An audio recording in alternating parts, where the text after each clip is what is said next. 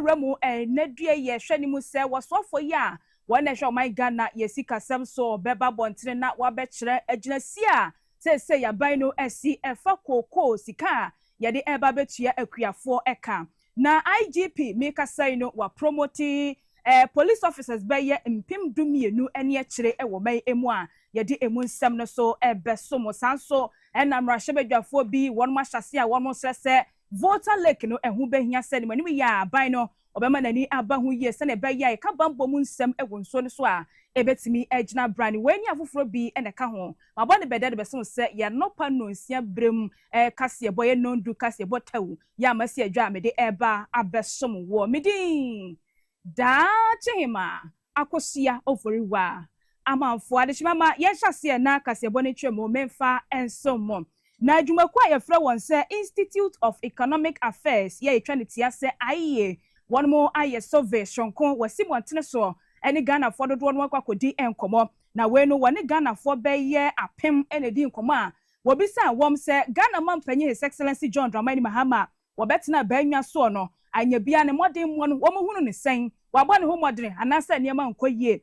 ene Ghana fo no ondi enkomo no emu ahomabu pan aduosia enwotwe 68% ene wo mo kyesa mpania pa Ghana mampani betena so be ye afene na kakra ne no wabɔ ne ho modern pa aboa ma economy no sesei eniama pa ejina ne nan eso na nu achi ene wo kyese adehia woni wonum edi enkomo no emu ohamabu pan aduonu mienu 22% ene wo mo de wo mo kyerɛ se Ghana mampanyi wo mo hunu ne modern mo bia obetena banwa so no wo mo hu se wode nsakyerɛ bia ba ewo man emu na emu ohamabu pan edu ye no eye 10% de abre ya ayefo ene wonum edi enkomo no wonum de wo mo kyerɛ se wo mo nsɛm nyina wo mutirim etinya de a wo mo de wo madwen kyerɛ ebema wonum na wo yinu esi nkyɛn so a efa ban emodem a ye ka ho asɛm ya ne mu hwehwɛmu a wo ye ye no na Ghana fo bi nso kyerɛ sɛ de ye ka setena mu a emu aye dene pa bebi te sɛ okwa dwaman so na sɛ wo so okwa kɔtɔ aduane a ɛya na aduane ne ɛbo ɛdene na onom okyerɛ mu a wo yi Ghana fo makomako edu esi hɔ a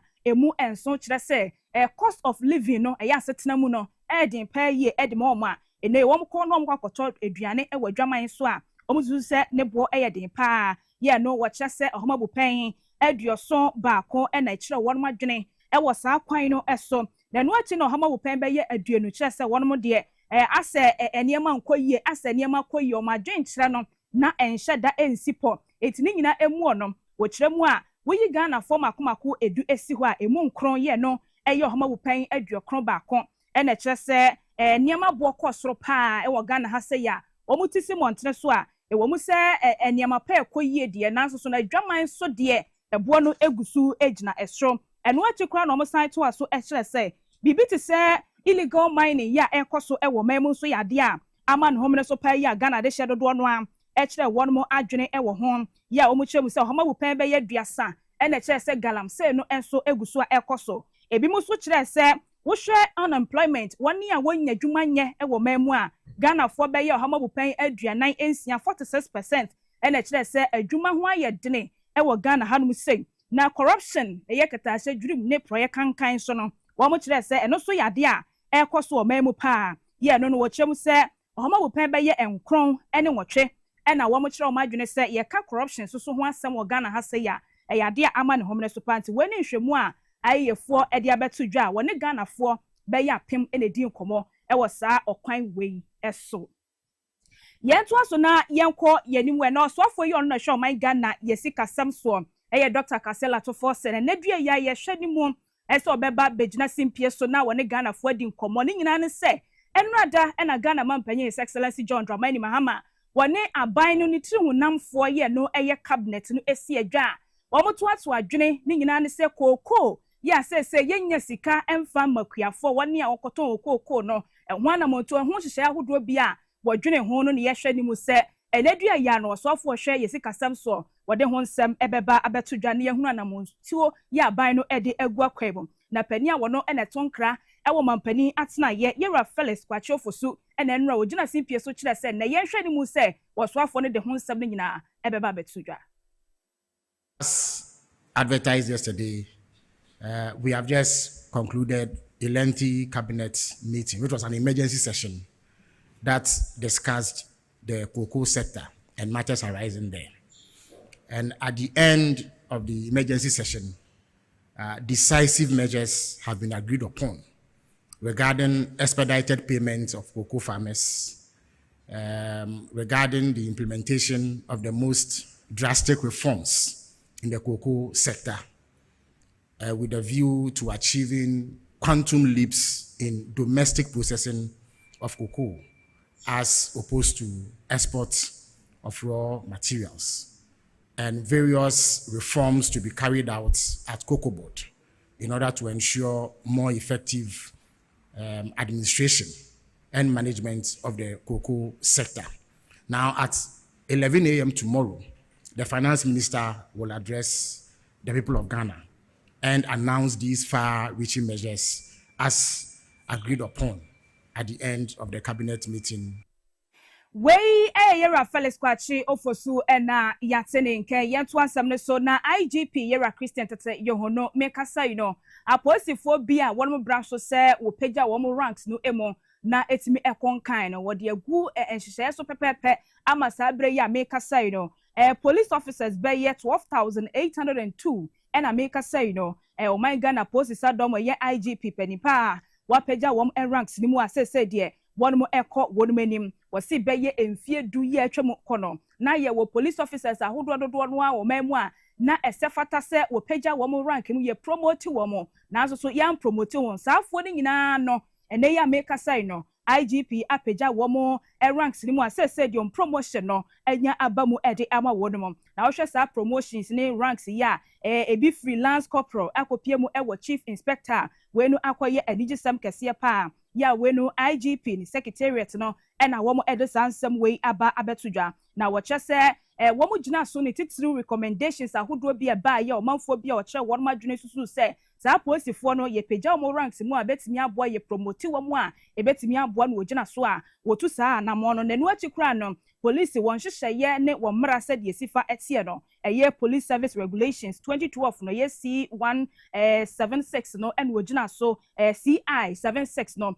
ena wo gina so a wotu saa anamonyi na wo kyese wo hwa post officers ya wa promote wo mu ya emu beye 11,900 ena na kyese wo ewo lower ranks kra ya ne ya pagya omu a se de wo edrum pompon so a wo se wonum ekọ wo mu anim na ebi won so kra no a emfie nan adwumaden a wo se wo bo na promotion esomom no saafo ni nyina no wahwe aye ne saa pepepe ede ama wonum emu beye ahansia yes 600 nso wo kyese wo promotion na ba ye ne de na no e kire say ye special recommendations bi ba ye na wo gina so a wo di promote saafo enti me kasa de IGP wajani mudie so ama post officers ahodo a wo mo se fata se ye pagya wo mo ye promotion no eba wo no mafa no se wahwe de saa nyema no nyina gu akwan so ama se de omudwumadie no konkan pa ye de ema wo mo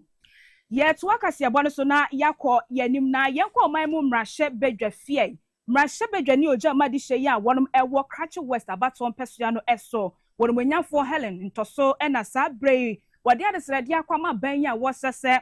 voter lake no eso no ombehia bambo a sefata pa esansa de hye behye ne nso October bosomi no emu ye no mfimpino ni aduenu enum eni arehosem kese si yesu bonto ibi ekomuntum ya nam so ema nipa makomako beye dunsia efa mutu anananum wo sedo wo se free ho ba na se ehonom bambo ne nhyeda enkoyie sento obesa se empanifo ne wani a wonsem ewo bi eba be so asene ne mposo bonto a safata no wombenya bi ewo voter lake no eso ne nsem ne bi enie.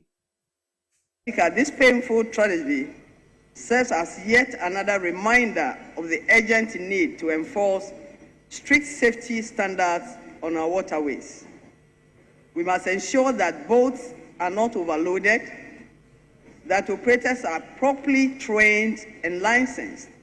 and that every passenger wears a life jacket before boarding. Many of my constituents rely on the water lake for daily transportation, trade, and access to education and healthcare facilities. Equipping them with proper safety gear will go a long way in saving lives. Yon wenyamfo Helen Toso ena de shimama yate nenken Krachi West mrahye bedwani eno no yetwa so na yakoye ni yenko piemu asante mantemwe na Ashanti Regional Command edema National Ambulance Service no enei womo dia tudwe kyesa sembi ekoso anasa de bi ekoso ewo mantam no emu a eni enyan pa ne nyina ne seso obi yare ne kobase wo transfer no na wode na kopie mu ewa sante mantam no emu a wode de be kopie mu a yaresabia ho no mo se empani ho eye no bed syndrome ibi ama me homre so ho ma omo de nipa akro no be chin saa wa yaresabia be de ho ba bia be ko bia omo se empani ho ebe ko wi akire na anhwe yi a na saa yarefo no omo de ne nam no kra no wato nananom ewo nsie de nti obesra se mpanifo animanimu ya mo beboa na yaresabia hodo empa eni ho a wode boa som ayafo don epanifo betu hu anamo na panipa ya wono ene ya Ashanti Regional Manager edema National Ambulance Service no somic million youths ena wogina simpie so a wode sansemi etudwa to conformity and they are overwhelmed. So in such instances the ambulance is engaged at the hospital. So when there's now a pre-hospital case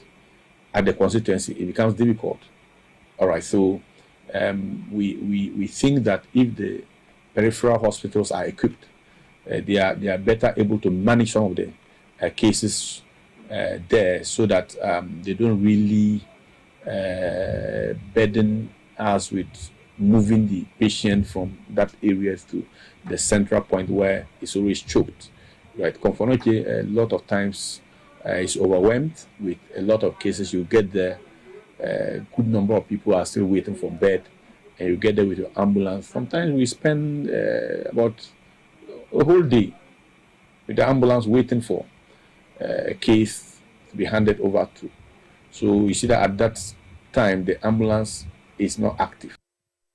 Adishima penny etin nkan wokwa santimantemu a wono ene regional manager edema National Ambulance Service no or ye deputy chief advanced medical emergency technology so make million dudes ena yatin nkan ya wo hwese ha dwene wode ya afọ beko na mpani ho sa no a eya na akwakoye bibia ho nti panifo hwe na wonum etu hu anamo yemfi asantimantemu no mu na yenkopie mu ewapoye mantem no emo na Ghana Education Service mpanifo ena sabre womo eden krata aba ya womo hyese ento asoso ku miensa bia no ewo as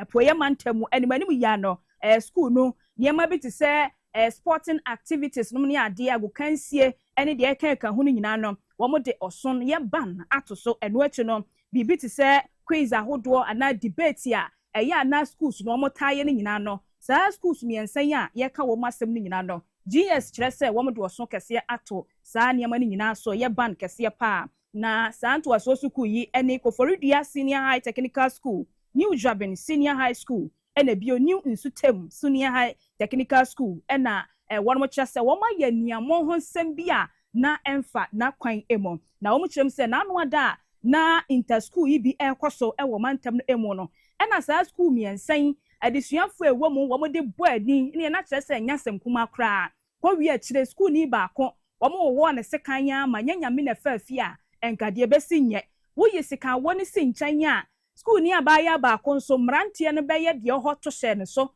eto ne monatrofo a na no so ani enyan pa ye ene na nam so ama GS kyerɛ saa niam ho nsam no a akoso ewadisuafo no afa ne nti no saa schools miensan nyina to asoso ku yi efa sporting activities say inter school say den yo womo ntwe omo ho emfiri mo eno achi kura ne say bia quiz ye adisuafo ye womo ntwe omo ho emfiri ho debate any cadet program nyina no ene mbio kura entertainment event nyina no to asoso ku miensan nyina no womo entwe omo ho emfiri ho eno achi no wasan afine womo 500 Ghana cedis a watcha say womo ntwe niema ne ajapade ahodo say ya bre ya na entokwane koso nyina no wombe hwe atue ni nyina woni oprepra ye nso no schools miensan nyina behwe se wonom ebefa ho eka na sankrata eba ye no panipa ya wono ne Eastern Regional Director of Education Ivy Asantoa Owuso wono ena ne sasha sa braidie wode sa so twe akoma disuafo ogina GS wommmra ene wom hyehye so ena etu sa anamoi ewie